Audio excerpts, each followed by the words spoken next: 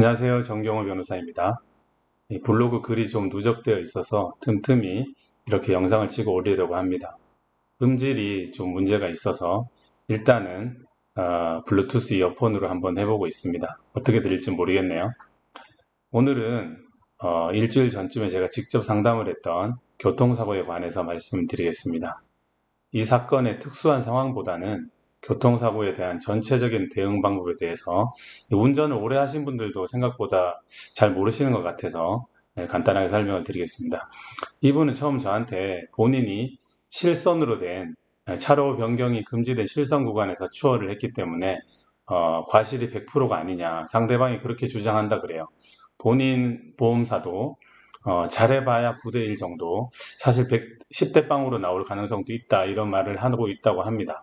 그런데 법규를 위반한 것과 교통사고의 과실 비율은 전혀 다른 문제입니다. 교통사고의 과실 비율은 그야말로 좀 추상적이긴 하지만 이 주의 의무 위반 정도에 따라서 판단을 하는데요. 이 사실은 이 검색 엔진에 교통사고 과실 비율 인정 기준, 교통사고 과실 비율 이렇게 검색을 해보시면 교통사고 분쟁 심의위원이라는 것이 있어요. 이 보험사들이 과실 비율에 문제가 될 때 이곳을 거쳐서 판결에 옵니다. 일종의 공신력이 있는 교통사고 과실 비율을 판정하는 기관이라고 보시면 됩니다. 거기서 그 홈페이지에 보시면 홈페이지 게시용 과실 비율 인정 기준이 있어요. 거기에 보면 많은 교통사고에 대해서 이 기본 과실을 인정해 놨습니다. 제 블로그 글 9월 23일자 블로그 글에 보시면 이 도표 252번에 대한 그 그림이 있는데요. 보시면 기본 과실이 3대 7이고 현저한 과실, 중과실 뭐 이런 식으로 해서 그 과실 비율을 가감하는 걸로 되어 있습니다. 그런 것들 잘 보시고 이 보험사에서 말씀하시는 거나 말하는 거나 상대방이 말하는 것이 일단 이 기본 과실에 일치하지 않을 때가 상당히 좀 있습니다.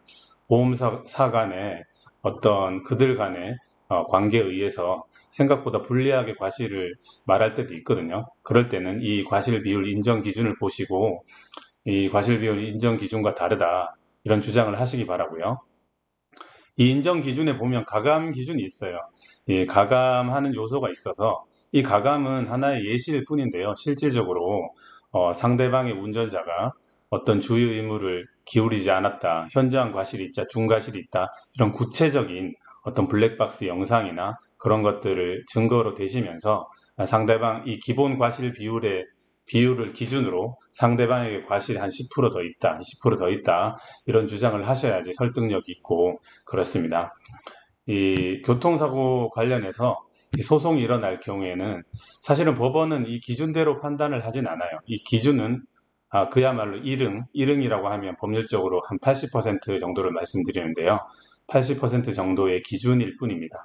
그 기준에서 마치 이 도표에서 이 현저한 과실, 중과실 상황을 봐서 과실을 가감하는 것처럼 법원은 더 구체적인 상황에 따라서 이 운전자들의 과실을 평가합니다. 제가 사실 서울 남부법원에서 상근조정위원을 하면서 교통사고 분쟁도 상당히 조정을 하고 있어요. 제가 사실 공과대학 출신인데요. 어느 날 부장판사님한테 전화가 왔더라고요.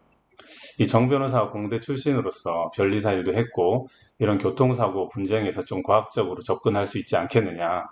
교통사고 사건을 좀 많이 배정하겠다, 한번 해보라, 이런 말씀을 하셔서 제가 5월부터 교통사고 사건을 많이 조정하고 있고요. 벌써 어느 정도 좀 익숙해지고 전문성이 쌓여가는 것 같습니다. 항소심 판결도 할 때가 있는데요.